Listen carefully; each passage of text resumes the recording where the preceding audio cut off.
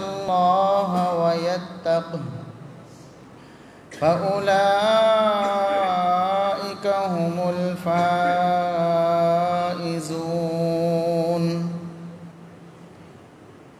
انتہائی قابل احترام بزرگوں، عزیز نوجوان ساتھیوں، معززات و مکرمات، اسلامی ماؤں اور بہنوں، ہر قسم کی حمد و ثنا، تعریف و تمجید، کبریائی، بڑائی، رفعت اور عظمت اللہ رب العزت کے لیے جو پوری کائنات کا خالق و مالک ہے۔ بے شمار، لا تعداد، بے حد و حساب درود و سلام پیغمبر آخر الزمان، محسن انسانیت، محسن کائنات جناب محمد الرسول اللہ صلی اللہ علیہ وسلم کی ذات اقدس پر۔ رمضان مبارک کا آخری عشرہ بھی بڑی تیزی سے گزر رہا ہے اور رمضان مبارک کچھ دن بعد ہم سے جدا ہو جائے گا۔ ہر مسلمان جو اللہ سے ڈرتا ہے اس کی کوشش یہ رہی ہے کہ وہ اس ماہ میں، اس مہینے میں ایسے اعمال سر انجام دے کہ اللہ رب العزت راضی ہو جائے، اس کے گناہ معاف ہو جائیں، اس کی آخرت بہتر ہو جائے، وہ آخرت میں کامیاب و کامران ہو جائے۔ اس حوالے سے ایک بات بڑی قابل غور ہے جو اللہ رب العزت نے سورۃ الغاشیہ میں ارشاد فرمائی ہے۔ ہر جمعہ میں تقریباً آپ تلاوت نماز جمعہ میں سنتے ہیں۔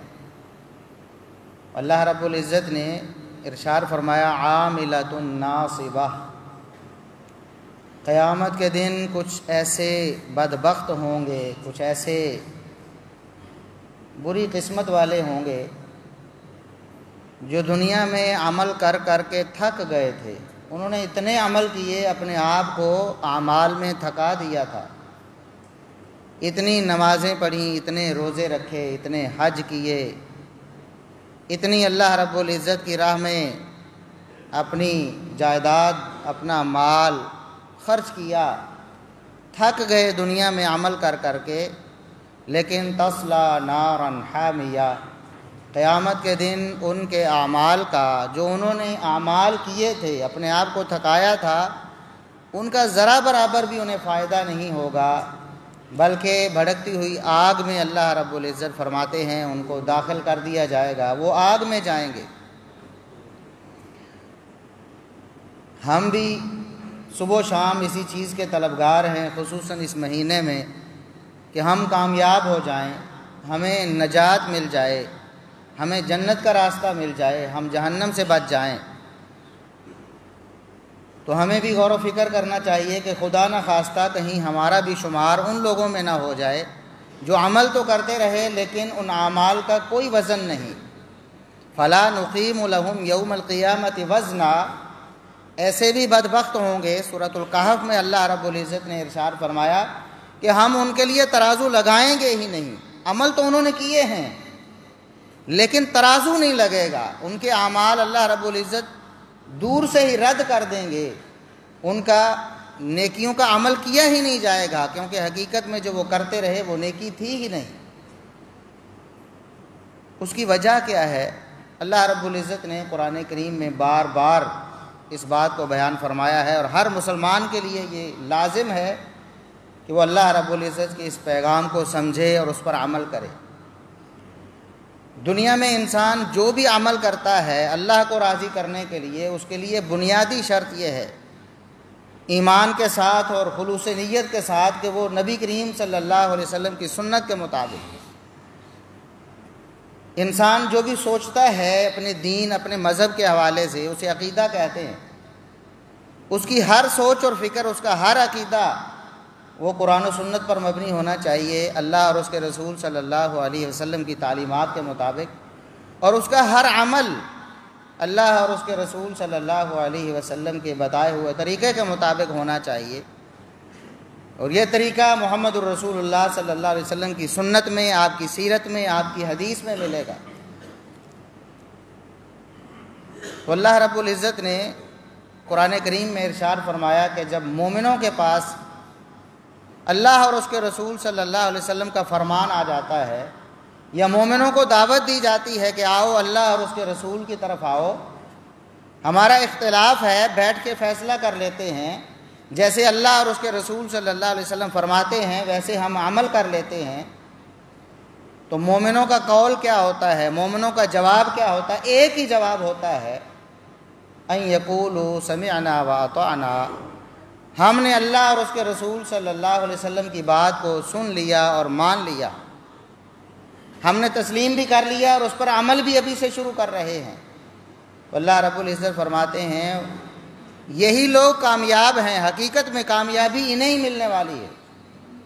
اور پھر فرمایا وَمَن يُطِعِ اللَّهَ وَرَسُولَهُ وَيَخْشَ اللَّهَ وَيَتَّقْهِ فَأُولَٰئِكَ هُمُ الْفَائِزُونَ، جو اللہ اور اس کے رسول کی بات کو مانتے ہیں، اللہ سے ڈرتے ہیں، اللہ کا ڈر اپنے دل میں رکھتے ہیں، یہی لوگ کامیاب ہونے والے، مفلحون بھی فائزون بھی یہی لوگ ہیں، فوز و فلاح بھی انہیں ملنی ہے، کامیابی و کامرانی بھی انہیں ملنی ہے۔ آج ہر مسلمان کوئی نہ کوئی عمل تو کرتا ہے، گئے سے گیا گزرا مسلمان کچھ نہ کچھ تو زندگی میں کرتا ہے، نماز پڑھتا ہے، روزہ رکھ لیتا ہے، اللہ توفیق دے حج کر لیتا ہے، صدقہ و خیرات کرتا ہے، ذکر اذکار کرتا ہے، قرآن کی تلاوت کرتا ہے، نفل نوافل پڑھتا ہے، اس کا ہر عمل اللہ اور اس کے رسول صلی اللہ علیہ وسلم کے فرمان کے مطابق ہونا چاہیے، تب وہ کامیاب ہوگا، ورنہ اس کا کیا دھرا ادھر ہی رہ جائے گا۔ اللہ رب العزت کے ہاں اس کا ایک کوڑی کے برابر بھی نہ اس کی کوئی وقت ہے نہ اس کا کوئی وزن ہے، بلکہ دنیا میں اس نے اپنے آپ کو تھکایا، دنیا میں بھی تھکا اور آخرت میں بھی عذاب جہنم کا وہ مستحق بن جائے گا۔ تو ہم اپنا عقیدہ اور عمل قرآن و سنت پر پیش کریں، یہ ہمارے لیے فرض اور واجب ہے۔ آج مسلمان انتشار کا شکار ہیں، پہلے ایسا نہیں ہوتا تھا، نبی کریم صلی اللہ علیہ وسلم کے دور میں، صحابہ اکرام کے دور میں ایسا نہیں ہوتا تھا کہ عقیدہ و عمل میں مسلمان منتشر ہو گئے ہوں، ان کا عقیدہ ایک نہ رہا ہو، اللہ رب العزت کی ذات اور اس کی صفات کے بارے میں مسلمان مختلف ہو گئے ہوں، ایسا نہیں ہوا۔ لیکن جیسے جیسے زمانہ گزرتا چلا گیا، رسول اکرم صلی اللہ علیہ وسلم کا زمانہ ہم سے دور ہوتا چلا گیا، جیسے جیسے قیامت کا قرب آ رہا ہے، ویسے ویسے مسلمانوں میں انتشار اور اختلاف بڑھتا جا رہا۔ تو اللہ رب العزت نے اس انتشار اور اس اختلاف کے حوالے سے ایک نسخہ بتایا ہے، فرمایا کہ ایمان والو فَإِن تَنَازَعْتُمْ فِي شَيْءٍ فَرُدُّوهُ إِلَى اللَّهِ وَالرَّسُولِ إِن كُنتُمْ تُؤْمِنُونَ بِاللَّهِ وَالْيَوْمِ الْآخِرِ، اگر تو تم متفق ہو بہت اچھا ہے، سوچنے دیکھنے کی ضرورت ہی نہیں، ساری دنیا کے سارے مسلمان کسی معاملے پر متفق ہیں، ضرورت ہی نہیں۔ اب ایک خناس اٹھتا ہے، مسلمانوں کے اجماع و اتفاق کو توڑنے کی کوشش کرتا ہے، مثال کے طور پر ختم نبوت مسلمانوں کا اتفاقی اور اجماعی امر ہے، کسی مسلمان کا اس کے بارے میں اختلاف نہیں ہے، لہٰذا ہمیں اس کے دلائل بھی سننے کی ضرورت نہیں ہے۔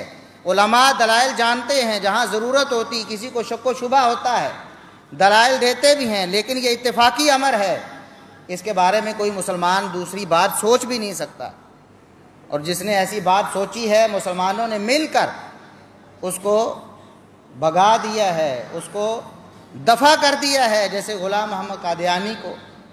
ختم نبوت ایسا عقیدہ عمل ہے کہ آج تک مسلمان اس پر متفق چلے آ رہے، بہت اچھی بات ہے، ہونا چاہیے، مسلمانوں کو متفق ہونا چاہیے، لیکن اختلاف ہو سکتا ہے، انتشار ہو سکتا ہے، انسان ہے نا۔ فَإِن تَنَازَعْتُمْ فِي شَيْءٍ فَرُدُّوهُ إِلَى اللَّهِ وَالرَّسُولِ، اگر اختلاف ہو جائے، پہلے تو اختلاف ہونا نہیں چاہیے، اتفاق رہنا چاہیے، لیکن اگر اختلاف ہو جائے تو اپنے اختلاف کو اللہ اور اس کے رسول صلی اللہ علیہ وسلم کے سامنے پیش کر دو۔ قیامت تک کے لیے یہی اصول ہے، یہی فرض اور لازم ہے ہر مسلمان پر، جہاں اختلاف ہوا اپنے اختلاف کو اللہ اور اس کے رسول صلی اللہ علیہ وسلم کے پاس لے گئے۔ اللہ کے پاس کیسے لے کے جانا ہے؟ اللہ کی کتاب قرآن پر پیش کرنا ہے، میرا یہ عقیدہ ہے، میرا یہ عمل ہے، ایک مسلمان مجھ سے اختلاف کر رہا ہے، مجھے چاہیے کہ میں اپنا تصفیہ کروں۔ دونوں کو چاہیے کہ دونوں اپنا عمل اور عقیدہ لے کر قرآن کریم پر پیش کریں۔ اسی طرح رسول اللہ صلی اللہ علیہ وسلم کے فرامین پر پیش کریں۔ جس کا عقیدہ و عمل قرآن و سنت کے مطابق ہے، بالکل ٹھیک ہے، وہ اپنے آپ کو اسی پر قائم اور دائم رکھے، اور خدا نخواستہ جس کا عقیدہ و عمل قرآن و سنت کے خلاف ہے، وہ فوراً اس کو بدل دے، اس کو ترک کر دے۔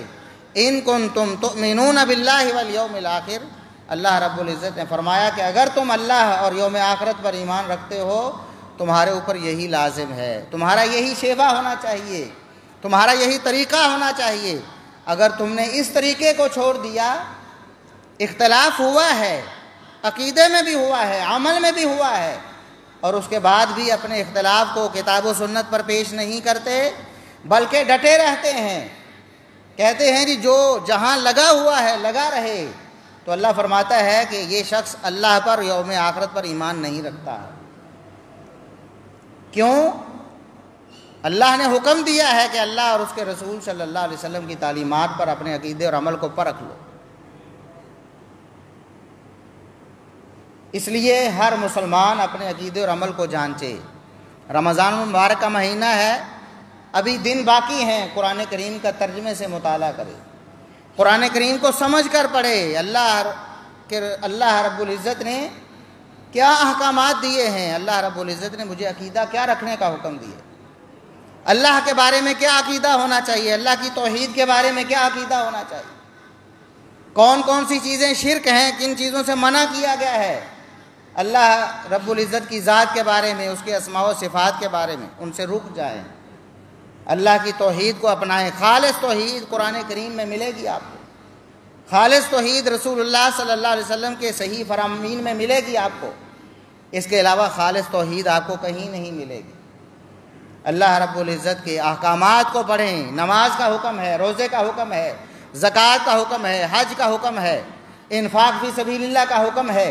جیسے جیسے پڑھتے جائیں ویسے ویسے عمل کرتے جائیں، اور جہاں پر آپ کا عقیدہ و عمل قرآن سے ٹکرا جائے، فوراً قرآن کو تسلیم کر دیں کہ انما کان قول المؤمنین اذا دعوا الی اللہ ورسولہ لیحکم بینہم ان یقولوا سمعنا واطعنا۔ اس کو قرآن کا یہ حکم مل گیا ہے، قرآن کا فرمان اس کے سامنے آ گیا ہے، بس وہ کہے سمعنا واطعنا، ہم نے اللہ کا فرمان سن لیا، پڑھ لیا، اور ہم نے اس کی اطاعت و فرما برداری کر لی۔ بس ساری زندگی جو بھی عقیدہ رکھا، آج قرآن نے مجھے بتا دیا ہے، میں آج ہی فوراً اپنے عقیدے کو بدلتا ہوں اور قرآن کریم والا عقیدہ بناتا ہوں۔ احادیث کا مطالعہ کریں، آج بہت سہولت کا دور ہے، ہر کسی کی رسائی ہے نبی کریم صلی اللہ علیہ وسلم کی سیرت اور آپ صلی اللہ علیہ وسلم کی احادیث اور آپ کی سنت کے مطابق اپنی زندگی کو ڈھالنے کے لیے احادیث کی کتابیں ترجمے کے ساتھ، آپ کی اپنی زبان میں ترجمے کے ساتھ، اردو زبان میں، آپ اردو سمجھنے والے ہیں تو اردو زبان میں، انگلش سمجھنے والے ہیں تو انگلش ٹرانسلیشن موجود ہے۔ کون سی ایسی زبان ہے دنیا میں جس کو جانا جاتا ہے اور اس میں قرآن و سنت کا ترجمہ نہیں ہے؟ بہت مشکل ہے، مثال لانا مشکل بلکہ ناممکن ہے۔ ہر ملک کی جو اس کی قومی زبان ہے، اس میں آپ کو قرآن کریم کا ترجمہ اور نبی کریم صلی اللہ علیہ وسلم کی احادیث کی ٹرانسلیشن مل جائے گی۔ علماء نے محنت کر دی ہے، یہ آپ کے لیے ہے۔ نبی کریم صلی اللہ علیہ وسلم آپ کے لیے اسوہ حسنہ ہیں، لقد کان لکم فی رسول اللہ اسوۃ حسنہ، تمہارے لیے رسول اللہ صلی اللہ علیہ وسلم کی زندگی میں بہترین نمونہ ہے۔ آپ نے ایک ایک قدم رسول اللہ صلی اللہ علیہ وسلم کے نقش قدم پہ رکھنا ہے۔ آپ کی زندگی کا ایک ایک لمحہ رسول اللہ صلی اللہ علیہ وسلم کی اطاعت و فرما برداری میں بسر ہونا چاہیے۔ آپ کی ہر عبادت اور ہر عادت رسول اللہ صلی اللہ علیہ وسلم کے فرامین کے مطابق ہونی چاہیے۔ آپ نماز پڑھتے ہیں، رسول اللہ صلی اللہ علیہ وسلم کی نماز کو دیکھیں۔ رسول اللہ صلی اللہ علیہ وسلم نے فرمایا، صحیح بخاری کی حدیث ہے، صلو کما رأیتمونی اصلی، میری امت کے لوگوں نماز اس طرح تم نے پڑھنی ہے جس طرح مجھے پڑھتے دیکھا ہے۔ آپ سے قیامت کے دن آپ کے مسجد کے امام صاحب کے بارے میں نہیں پوچھا جائے گا، آپ سے آپ کے علاقے کے مفتی صاحب کے ان کی نماز کے بارے میں نہیں پوچھا جائے گا، آپ کی فقہ کے امام صاحب کے طریقے کے مطابق نہیں پوچھا جائے گا، آپ سے قیامت کے دن یہ پوچھا جائے گا محمد الرسول اللہ صلی اللہ علیہ وسلم والی نماز پڑھی ہے کہ نہیں پڑھی؟ صلو کما رأیتمونی اصلی، محمد الرسول اللہ صلی اللہ علیہ وسلم یہ حکم دے رہے ہیں، اور قیامت کے دن کوئی مسلمان کیسے عذر پیش کرے گا؟ حوض کوثر پہ کیا منہ لے کر جائے گا؟ رسول اللہ صلی اللہ علیہ وسلم کو کیا منہ دکھائے گا؟ اور آپ صلی اللہ علیہ وسلم کو کیا جواب دے گا کہ زندگی میں میرے سامنے آپ کا طریقہ، آپ کا عمل، آپ کی نماز، آپ کا روزہ، آپ کا حج، آپ کی زکوٰۃ، آپ کا ذکر اذکار، آپ کے معاملات سارے آئے تھے، لیکن آپ نے زندگی میں رسول اللہ صلی اللہ علیہ وسلم کی سیرت کو کیوں نہیں اپنایا؟ یہ اللہ رب العزت نے حق کو بالکل واضح کر دیا ہے، وَالَّذِينَ جَاهَدُوا فِينَا لَنَهْدِيَنَّهُمْ سُبُلَنَا، جو بندہ ہمارے راستے میں کوشش کرتا ہے ہم اپنے راستے اس کے لیے کھول دیتے ہیں۔ یہ ممکن ہی نہیں صدق دل سے ایک انسان حق پانے کی جستجو لے کر کوشش اور محنت کرے اور اللہ رب العزت اس کو ناکام کر دے، یہ اللہ رب العزت کے عدل و انصاف کے ہی خلاف ہے۔ ان اللہ لا یظلم مثقال ذرہ، اللہ رب العزت تو کسی پر ایک رائی کے دانے کے برابر بھی ظلم نہیں کرتا ہے، تو اتنا بڑا ظلم کیسے کر دے کہ ایک شخص صدقے دل سے کوشش اور محنت کرے کہ میں حق کو پالوں، لیکن اس کو حق نہ ملے۔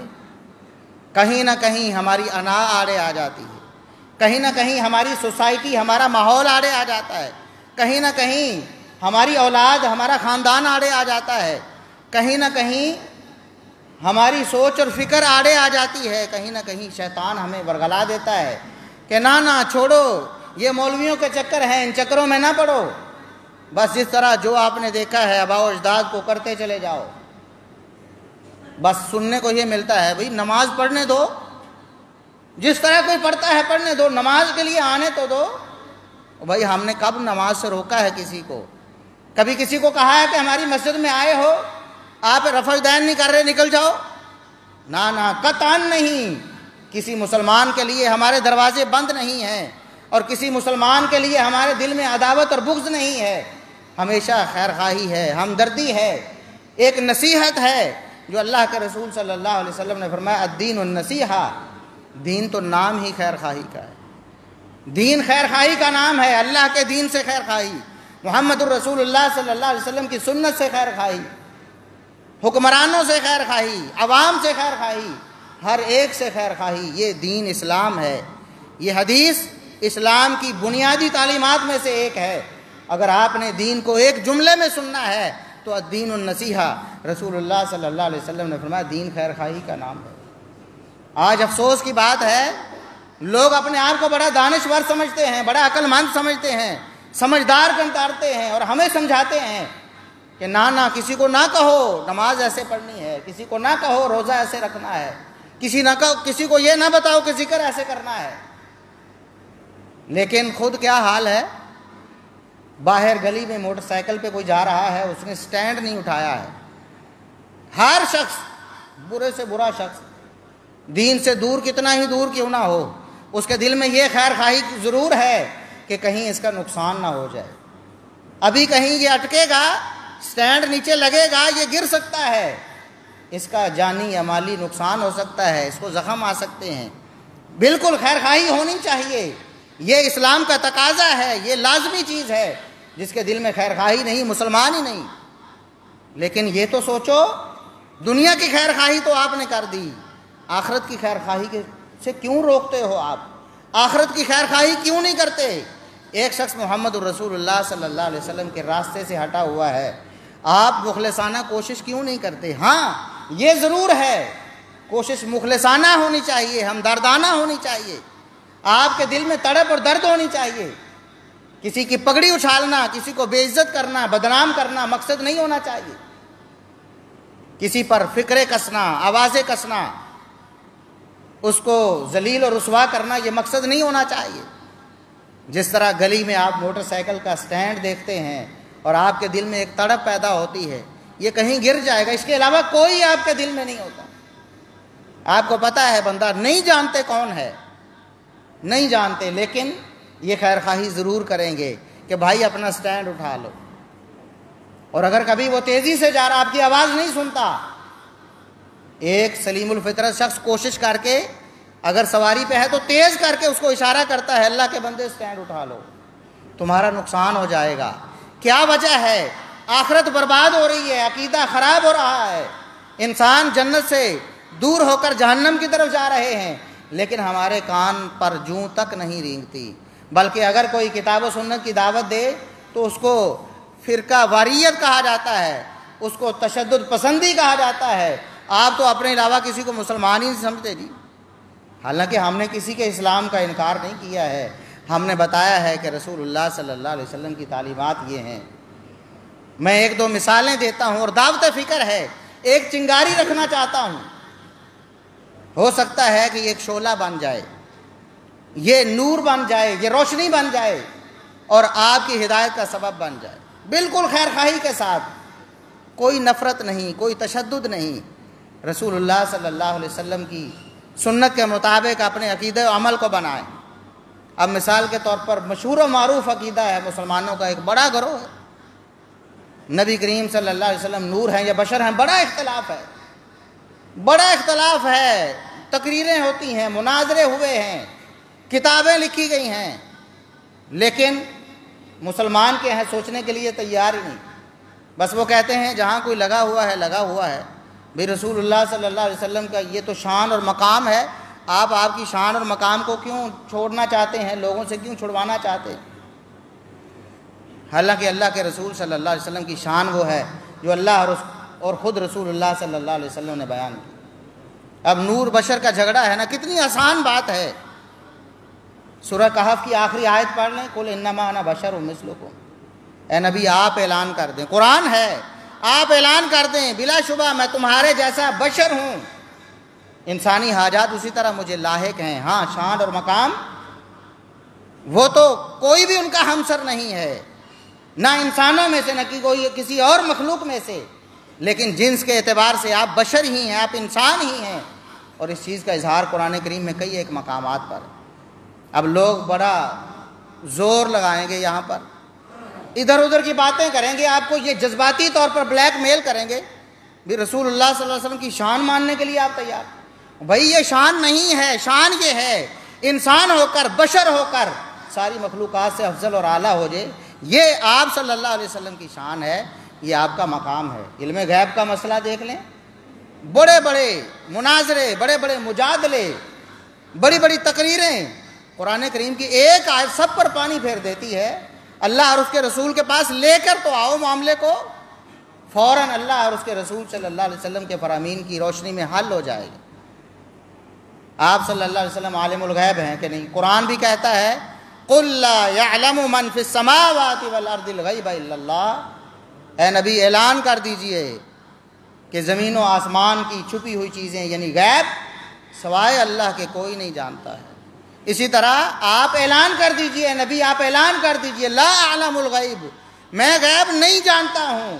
وَلَوْ أَعْلَمُ الْغَيْبَ لَاسْتَكْثَرْتُ مِنَ الْخَيْرِ وَمَا مَسَّنِيَ السُّوءُ. اگر میں غیب تو جانتا ہوتا ساری خیر جمع کر لیتا, کبھی مجھے کوئی مصیبت اور پریشانی نہ آتی. یہ قرآن ہے اور حدیث کیا ہے؟ رسول اللہ صلی اللہ علیہ وسلم کے فرامین اور ام المومنین سیدہ عائشہ رضی اللہ عنہا کا فیصلہ کن فرمان. صحیح بخاری ہے, کتاب و تفسیر ہے. ایک تابعی نے آ کر پوچھا, امی جان مجھے بتائیں کہ کیا رسول اللہ صلی اللہ علیہ وسلم نے معراج کے موقع پر اللہ رب العزت کو دیکھا ہے؟ یہ بھی بڑا اختلاف ہے, بڑا اختلاف ہے. اللہ کو دیکھا ہے کہ نہیں؟ بعض تو ایسے ہیں کہتے معانقہ کیا ہے, نعوذ باللہ نعوذ باللہ ثم نعوذ باللہ. کفر اور شرک تک چلی جاتی ہیں باتیں. سیدہ عائشہ صدیقہ رضی اللہ عنہا کا جواب کیا ہے؟ فرماتی ہیں لقد کف شعری مما قلت, اور تم نے ایسی بات کہی ہے میرے رونگٹے کھڑے کر دیے ہیں. قرآن نہیں پڑھا تم نے؟ قرآن میں اللہ نے فرمایا دنیا کی آنکھیں اللہ کا ادراک نہیں کر سکتی. وہ موسیٰ علیہ السلام نے بھی خواہش کی, اللہ رب العزت نے فرمایا لن ترانی, موسیٰ دنیا میں نہیں دیکھا جا سکتا.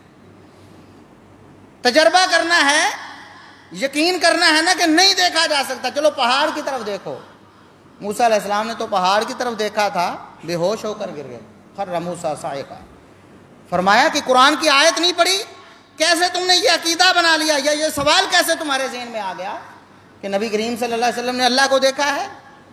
کہتی ہیں 3 باتیں سن لو، یاد کر لو، جو شخص 3 باتوں میں سے کوئی بھی بات کہے جھوٹا ہے۔ اب یہ ہم تھوڑا کہہ رہے ہیں، سیدہ عائشہ صدیقہ رضی اللہ عنہا فرما رہی، اور صحیح بخاری ہے، ساری امت مسلمہ کا نزدیک صحیح ترین کتاب ہے، ساری احادیث رسول اللہ صلی اللہ علیہ وسلم کی آپ سے ثابت ہیں۔ سیدہ عائشہ صدیقہ رضی اللہ عنہا فرماتی ہیں جو شخص کہے کہ محمد صلی اللہ علیہ وسلم نے اللہ کو دیکھا ہے وہ بھی جھوٹا ہے، جو شخص کہے کہ محمد صلی اللہ علیہ وسلم کل کی بات جانتے تھے وہ بھی جھوٹا ہے۔ اب بعض لوگ کہتے ہیں جی علم غیب آپ کو مدینے میں دیا گیا تھا، مکے میں نہیں تھا، جو مصیبتیں آ گئیں، جو پریشانیاں آ گئیں وہ مکے میں آئی تھیں، مدینے میں آ کر آپ کو علم غیب مل گیا۔ اب سیدہ عائشہ صدیقہ رضی اللہ عنہا یہ فرمان کب جاری کر رہی ہیں؟ جب رسول اللہ صلی اللہ علیہ وسلم دنیا سے جا چکے ہیں۔ اور سیدہ عائشہ صدیقہ رضی اللہ عنہا سے بڑھ کر رسول اللہ صلی اللہ علیہ وسلم کے قریب کون ہوگا؟ جلوت و خلوت کی آشنا ہیں، رسول اللہ صلی اللہ علیہ وسلم کی پیاری بیوی ہیں۔ فرماتی ہیں جو کہے کل کی بات جانتے تھے وہ بھی جھوٹا ہے، اور جو کہے کہ محمد صلی اللہ علیہ وسلم نے رسالت میں سے کچھ چھپا لیا ہے، امت کو بیان نہیں کیا، وہ بھی جھوٹا ہے۔ آج صوفیت اور طریقت یہ اسی سلسلے پہ چل رہی ہے جی، ایک باطنی علم ہے، ایک ظاہری علم ہے۔ ظاہری علم تو سب کو مل گیا ہے، باطنی علم جو ہے وہ سینہ بسینہ چلا آ رہا ہے، جھوٹ ہے۔ سیدہ عائشہ صدیقہ رضی اللہ عنہا فرماتی ہیں جھوٹ ہے۔ اسی طرح نماز کے مسائل ہیں، چند ایک مسائل آپ اپنے سامنے رکھیں۔ رسول اللہ صلی اللہ علیہ وسلم نے ساری زندگی رفع الیدین کر کے نماز پڑھی، دلیل کیا ہے؟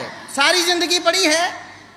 رسول اللہ صلی اللہ علیہ وسلم دنیا سے چلے گئے، صحیح بخاری اور صحیح مسلم کی حدیث ہیں، سب مسلمان مانتے ہیں کہ آپ صلی اللہ علیہ وسلم نے رفع الیدین کیا تو ہے، اختلاف کس میں ہے کہ چھوڑا ہے کہ نہیں۔ شروع میں کرتے رہے، سب مانتے ہیں، لیکن چھوڑا ہے کہ نہیں اس میں اختلاف ہے۔ سیدنا عبداللہ ابن عمر رضی اللہ عنہما جلیل القدر صحابی ہیں، جن کے علم کی گواہی محمد الرسول اللہ صلی اللہ علیہ وسلم بھی دیتے ہیں، سارے صحابہ بھی مانتے ہیں، بڑا علم ہے ان کے پاس۔